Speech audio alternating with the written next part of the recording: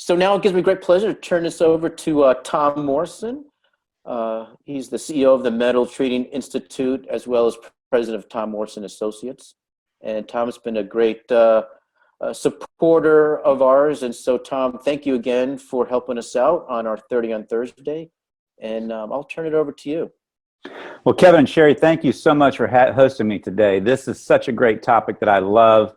I was telling Kevin and Sherry earlier that this webinar is the only thing standing between my vacation in Punta Cana with 5 other couples in the association space and having a good time. So I'm excited to be here with y'all. I'm pretty pumped from going on vacation. So you're going to get a lot of excitement from me today.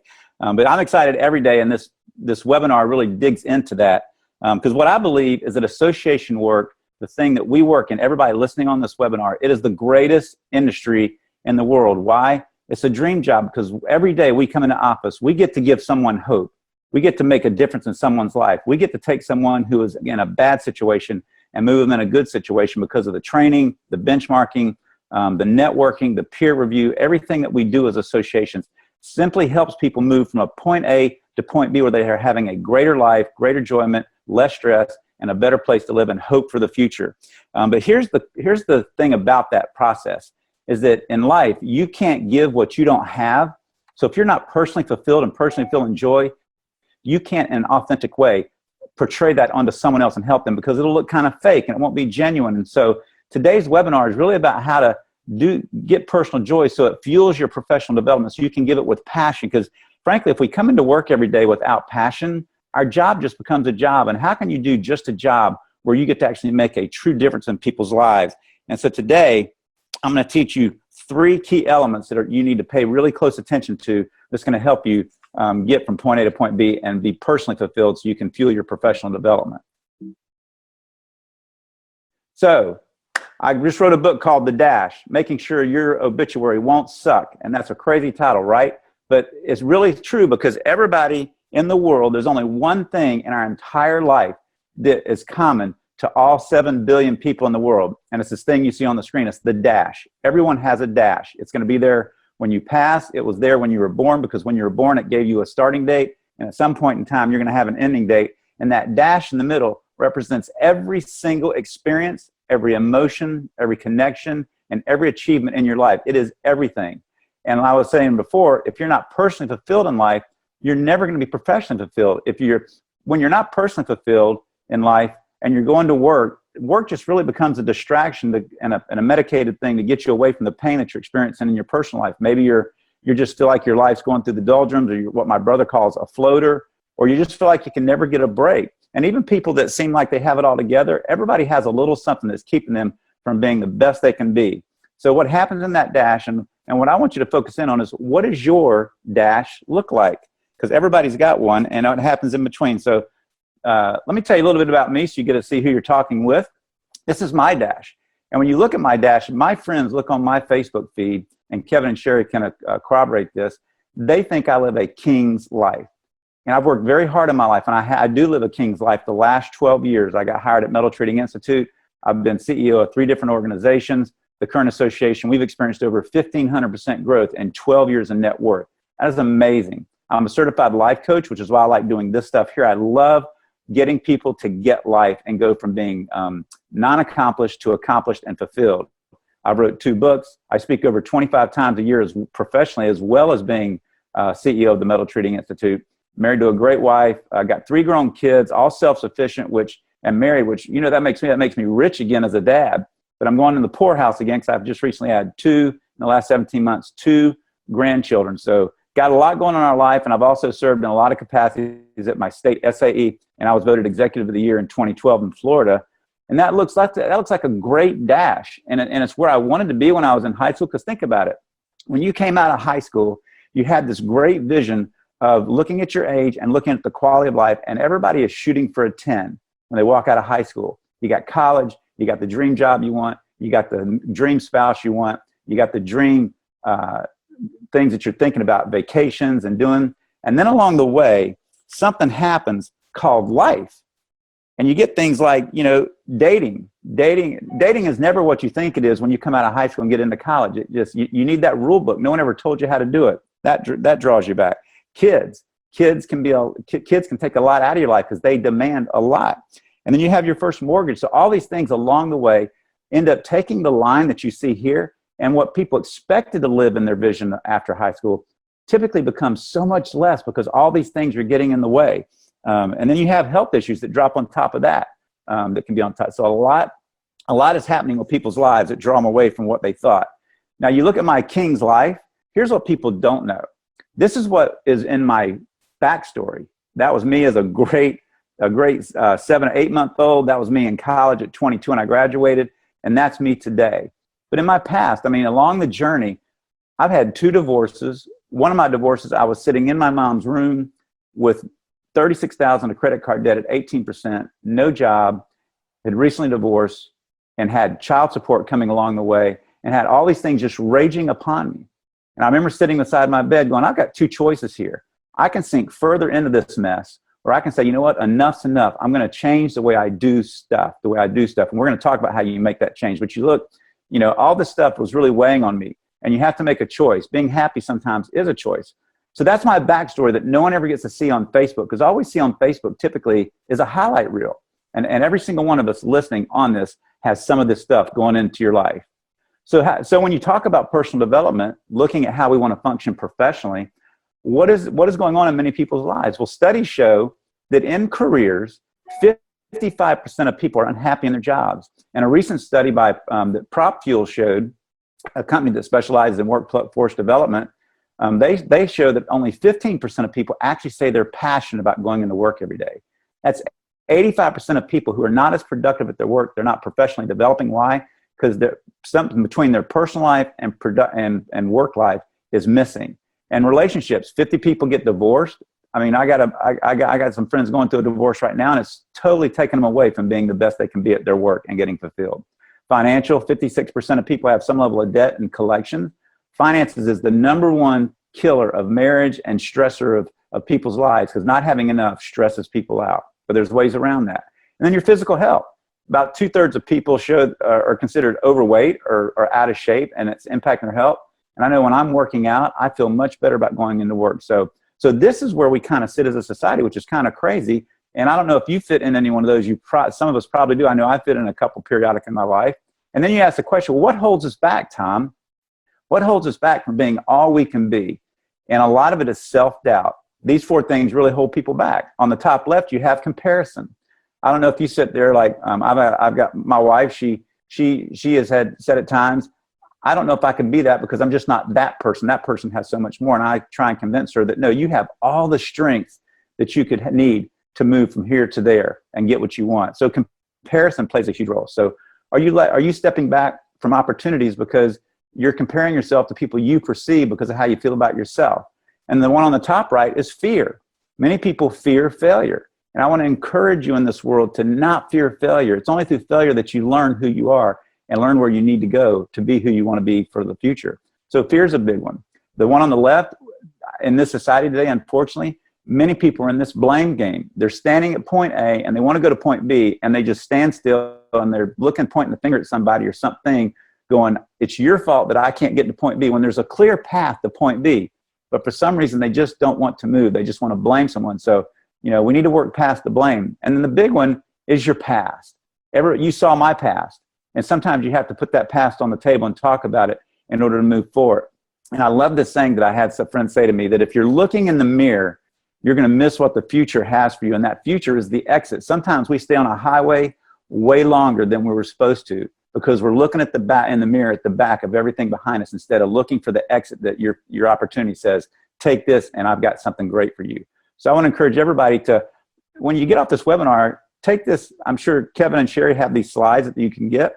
Take this slide and ask yourself, which one of these, comparison, fear, blaming others, or your past, is holding you back personally as well as professionally? I know there's a lot of this stuff goes on in the professional office space, but which one's holding you back? And then you can zero in and deal with it.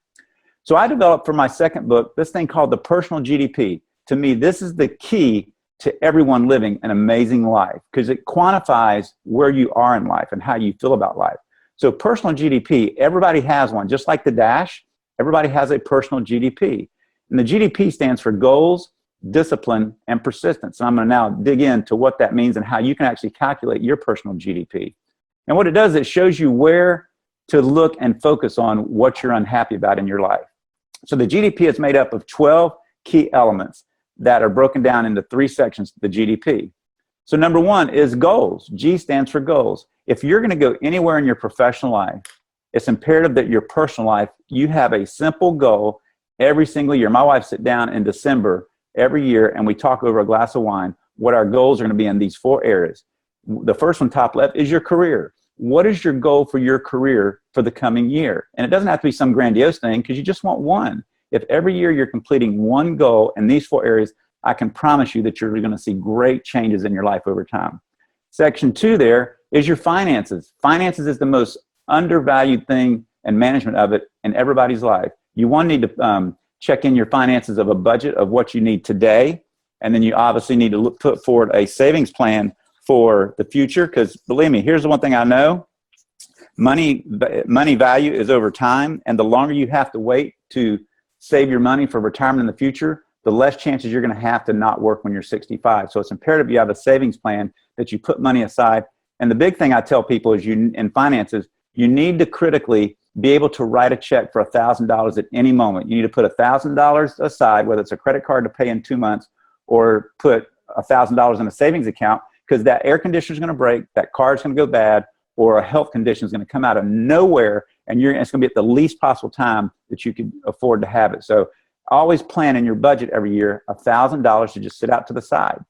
And then you got a buffer zone that you can feel confident about. The reason we get stressed in life is because we don't have confidence in our finances, because there's not enough, and time, which we're going to talk about. So the next one is the bottom right, is your health.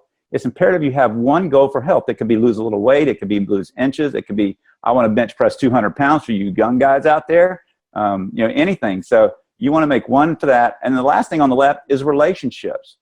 And this doesn't mean necessarily marital or dating. It means all relationships. For example, my wife and my goal for this year in 18, we live in a square set of condos in a courtyard. And our goal, because I'm the president of the association, is to reach out and connect in 2018 with more of our residents and get to know them personally. That's our sole relationship goal. So when you leave this webinar, you want to think the next couple of days, if you're single by yourself or with friends or with your spouse, what is my one career goal? What is my one financial goal? What is my one financial goal? Maybe just to be debt free. That's one big one for people. And then the next one is your health and your relationships. You got to have a goal on each of those to be fulfilled in life and accomplish them. So the big thing for the future, though, about looking at your goals is knowing what's transpiring around us that's going to have the biggest impact. There's 2 things that are going to impact you personally and professionally, and you need to hear this out and take heart in it. So there's demographic shifts going on right now. Baby boomers was the largest generation in history, and it fueled the 80s and the 90s from an economic growth standpoint, fueled it big time. So many people made money because they invested, they worked right. Gen X has been a little bit of a downer just because there weren't enough of them. People didn't have enough babies during that 20-year span to have enough of them. So there's 10 million fewer of them. They add to the market for sure, but there's just fewer of them in numbers. So there's less things being bought in the people that are in their 30s and 40s right now. But here's the thing. The millennials are 100 million strong over 25 years, and the oldest one is 32. So I share with this for you because this impacts your job, your livelihood, your everything, home values. As a person looking at marketplaces, you want to look and see, gosh, I want to be with companies and associations and industries that are going to be involving anyone in their 70s. Why? Because the oldest baby boomer just hit 72, and there's a record number of baby boomers coming through. Look at the one before them. There were 49 million people before that in that quadrant. Now there's 79, almost double the generation coming into their 70s.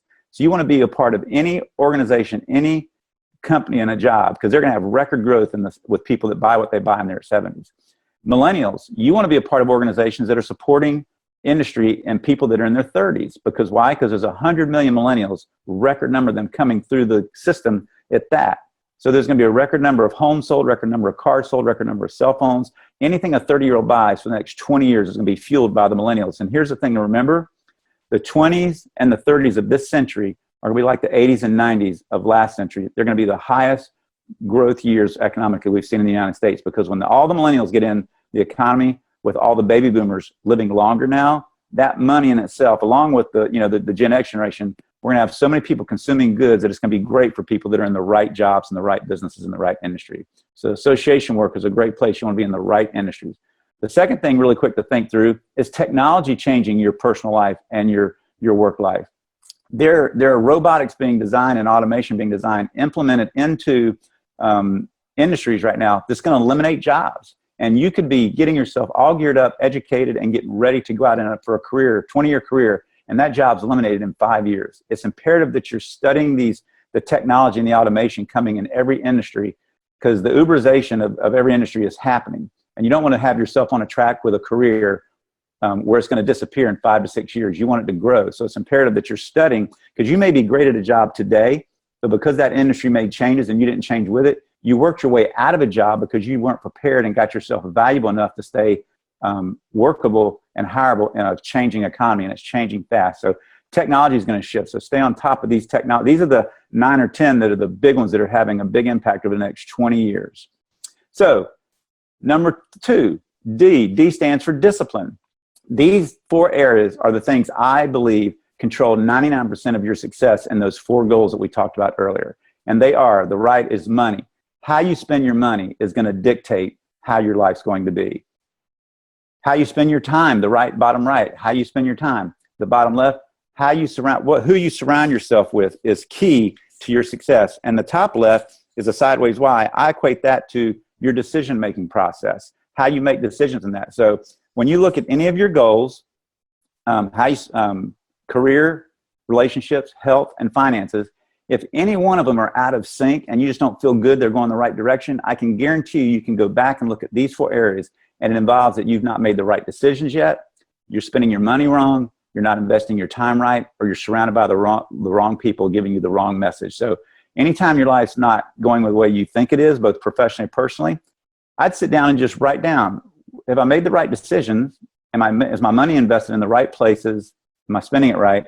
And time and people. I guarantee you that's controlling all the success that you need to do, and you just need to implement that. And I want to really focus in this area on the people in your inner circle. It's imperative that if you're going to grow personally and professionally, that you're surrounded by people in your inner circle who encourage you and want to help you get to where you're going. And you want to run people that are going the same direction, not professionally, but just running with goals and vision in their life. Because here's the thing, the bottom phrase there, you are the sum of all those that you surround yourself with. As one guy said in a seminar we were in, if you hang with C students, you're going to be a C player. If you hang with A students, you're going to be an A player. You want to hang with people. Another friend told me one time, if I was going to go learn to play golf better, and I'm shooting 90 and I want to shoot 80, I don't go ask for help from somebody shooting 100. I get someone that's shooting 80. So are you surrounding yourself with the right people? And this visual is so powerful because it gives you the 5 types of people that are always going to be tuned into your life. Your customers, your family, your employees and fellow workers, your friends and industry colleagues. That's 5 different groups of individuals. And here's the thing, that darker inner circle, that's your inner circle of people that engage and encourage your life and help you grow. People take away from your life, and you need to eliminate those from your life. Doesn't mean you don't talk to them. It just means you don't run with them.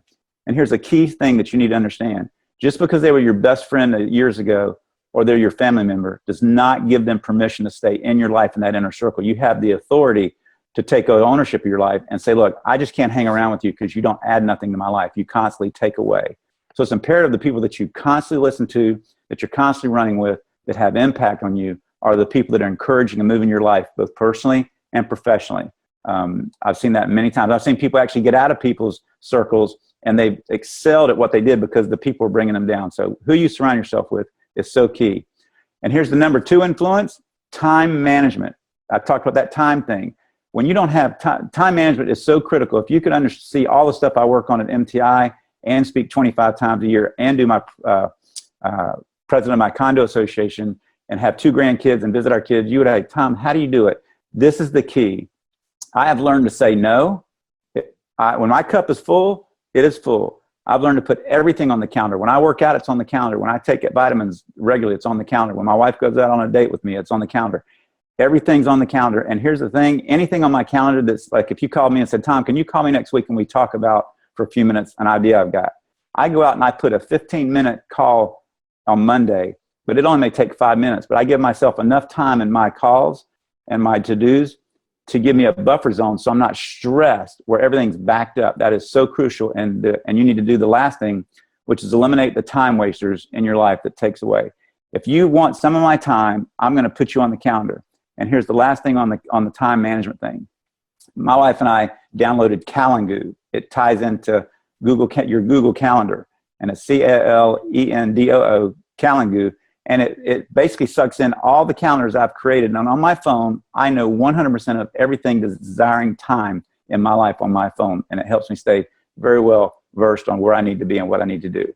So time management, between no money, squeezing on the money side and putting too much in your time on your schedule, that is what stresses people out. So you need to have a system that helps you do both of those better. So here's we've already talked a little bit about financial management. You need to remember, this is the number 3 influence on your personal development. It's not what you make, it's what you keep that matters. And it's imperative that you do a couple things I mentioned earlier. Sit down and draw up a budget so that you can see where you're short, so you can build a plan. I've got a budget that goes month by month, and I can see literally before I get to the end of the year, I can see in January what months I'm going to be short. And I'm just like, how do I make more money to cover that? Or how do I move money from one month to the other? Most people don't budget because they don't want to look at it.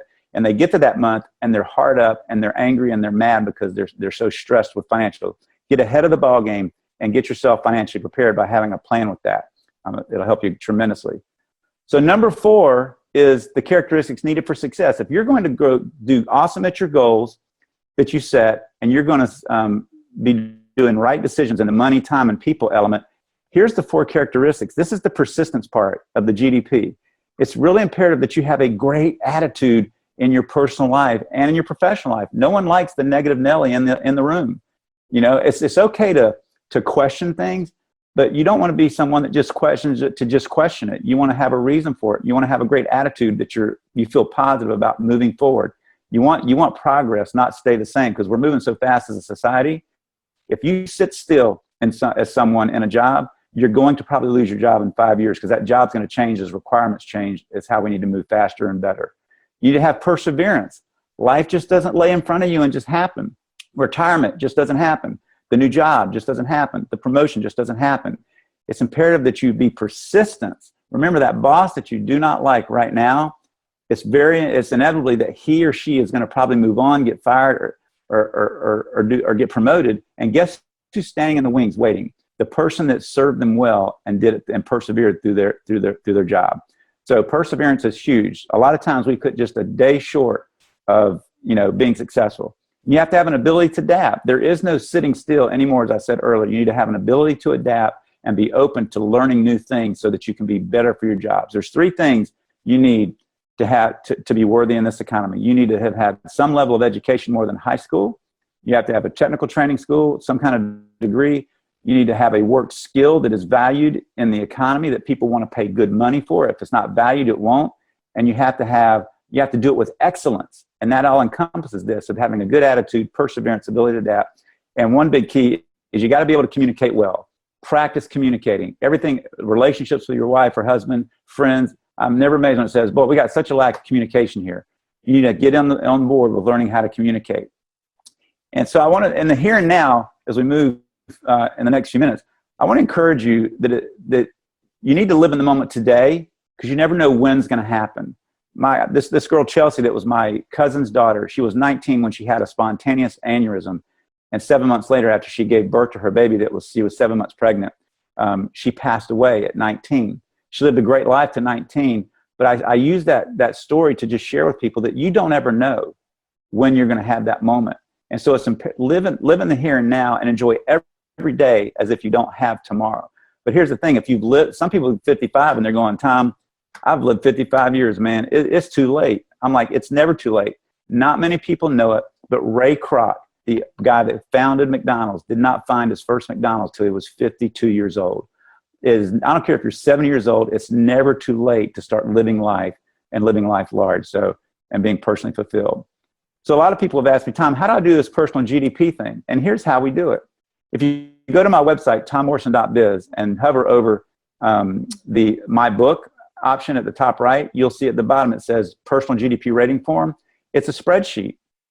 And you simply put in the date, and I usually encourage people to do this every quarter. but you simply rate your scale on an average of 1 to 10 in all 12 of the areas.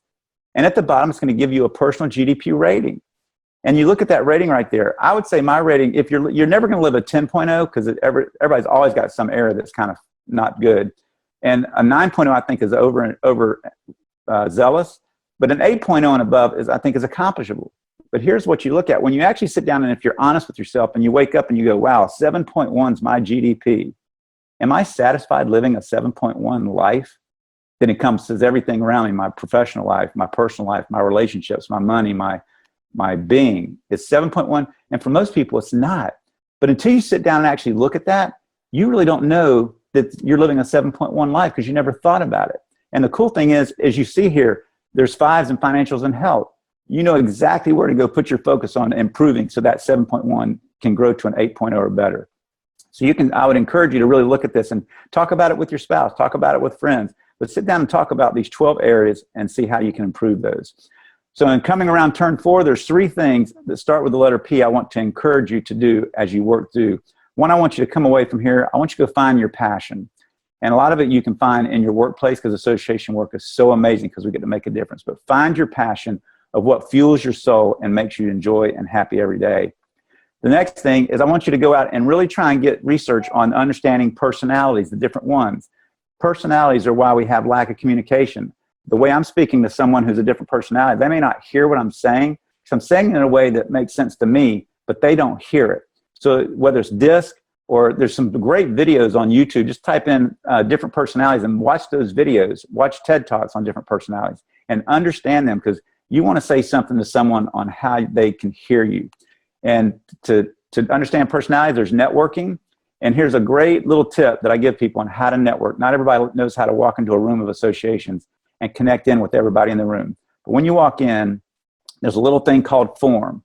When you get your cocktail or your drink or your Coke or whatever you drink and you're walking around and you meet someone, people like to talk about their family. So you say, where are you from? You got family around here? You have kids? How's your dad's industry? You said he was in the such and such business. And you talk about their family. And then you begin to ask questions about their occupation. So what do you do for a living? And once you get through those, then it's recreation time. It's my time at the end. But that system has worked so well for me, and it makes people think that you're really interested in them, not just interested in talking about yourself. So that's a key networking tip.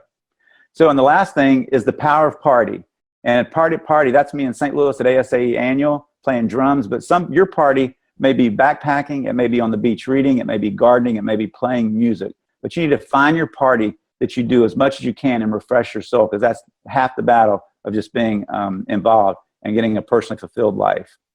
So if you'd like more insight on some of the stuff you've heard and get more detailed, I've got a very good book that has sold well on Amazon called How to Get People to Scream Your Name and Beg for More. That was my first development book. And you can just go on Amazon and type in Scream Your Name book, and it'll pop up and you can buy it. They have specials on there and stuff, but that'll give you a little bit more insight. So your checklist, I'm a big person that likes to give someone a checklist at the end of any conference or webinar. So if you really want to maximize your personal fulfillment and see your professional development and life grow, it's imperative that you go back and create those goals for each of those 4 areas. Sit down and talk about your personal GDP, check in quarterly on it, find your passion, understand your personalities, and live your party often so you can get to each and every day and say, I left it all on the table. You don't want to wait till the spot on your chest and the doctor says, that's going to be a problem before you start to live life. So that is everything I have today, and I just love this topic because it feeds me, because I want to come into work every day and really gel into why we do what we do, and I want to be personally fulfilled, not just professionally fulfilled. So Kevin and Sherry, I will turn it back to you if there's any questions from anybody. Yeah, sure, Tom. Thank you so much. Someone did ask, Aaron did ask if you will get the presentation. Yes, all of the attendees will get a copy of Tom's presentation, as well as a link to the recording of the presentation. So we'll get that out to you later today. We can use the chat window for questions, but another question, Tom, that was just handed to me was, so what do you do when you have that boss who is that obstacle to your career? So, you love your job, but the boss takes all of the wind out of your sails every day. How do you deal with that? Well, first of all, everyone, what has gotten me where I've been with bosses just like that is we have to first realize that we work under their reign, and our goal is to sit down with a boss like that and say, hey, I think we're missing something because I feel maybe some tension. So I just want to know, what can I do to help you be successful? A lot of people don't like to look at their boss and say, how can I help you be more successful? But that's what you're there to do, because they're your promoter. They're going to promote you, give you raises, and so you got to be a hero and a champion for them to get them to turn. Because remember, a boss is like a parent sometimes. Our parents all have stuff they've gone through in their life and have a past that make them parent either good or bad. Bosses have experiences and knowledge and things that's in their past and distrusted relationships. So it's not really about them as who they are, and it's just how they deal with life. And I told this one employee in an association, just be persistent, stick it out. She will not be there very much longer. 4 months later, she ends up coming in and giving a resignation. And guess who got the promotion to be the director of the education certification? She did. So I think you just have to try and find your spot. Now, if it's abusive, you need to report it. But if it's not, if it's just you got a personal conflict and you like your job, try and bridge the gap by having open, honest, and authentic conversations about what can you do to help them be more successful, because that's what they want. And a lot of bosses, if they're that bad a boss, it's usually because they're intimidated by you and your skill sets, and the only way to cut your legs out and keep them the boss is for you to make sure that you know their boss. So you need to tell them, look, I understand you're the boss here, and I want to be here to serve you and help you be successful with this company. And that really does pull the guard down for them, because now they're thinking that they can trust you. Okay. So, one of the things when I was listening to you, Tom, was about the automation and disruptive technologies out there, and as we're heading into this fourth industrial revolution. So with all of that automation you spoke of, how do we prepare for the future workforce?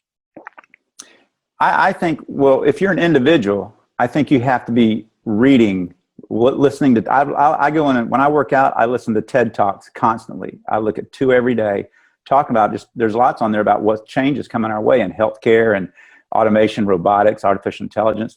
And you need to be talking to people in your industry about where those changes are going to lie. Because I go back to, you want to be involved in maybe the companies that's going to build the machines. They're going to be the robots, and so it's about knowledge. You need to investigate, where would you like to be working in 5 to 10 years? Because you don't want to make a bad choice, because you could be out of job. So it really boils down to, instead of watching Seinfeld, 22 episodes of that, watch 15 episodes and watch 5 episodes of how it's made or TED Talks, but just be in the know. That's where people are making the mistake, is they're not becoming knowledgeable enough about the future, where we're headed, to make good choices about where they want to be as a person and who they want to serve. Great. I have another question here from Emilio. And any tips for building up professional certifications and self-learning while working full-time and being very busy? I think you need to choose the industries that you potentially want to serve in, or what your passions are. Because, in the world of associations, there's an association for everything. So if you love animals, you could go work for the Humane Society. If you like housing, you could work for Happy Jacks or the home builders. So you can work in anything. But for certifications, I think you need to really investigate what certifications are available in industries that you would like to work in, and then look at pursuing those. And then the other thing is I know today a lot of things is micro-learning. Most of my learning now comes from watching YouTube videos and lynda.com. I've got a membership to lynda.com. It's $34.99, unlimited use of their 5,500 courses. So I look at courses on there periodically. And then, like I say, TED Talk. So it's just a matter of getting, what do you think is going to do that second thing I talked about? You said what's going to give you the skill sets that's going to be most valuable that people in the future are going to want to pay you for. And that's just a matter of learning, seeping into what do you want to do for a living, where are those opportunities, and what certifications need to be there to do that. Well, Kevin, thank you and Sherry so much for inviting me to be here. I can now go grab my martini and run off to Punta Cana, but I hope everybody on this call really takes what I said seriously about life is not going to come at you. It's imperative you move towards it. So look at your GDP every quarter and just look at those areas where you can improve and set those goals each year. I promise you 10 years from now, you'll say, man, this really helped me move my life to a great place.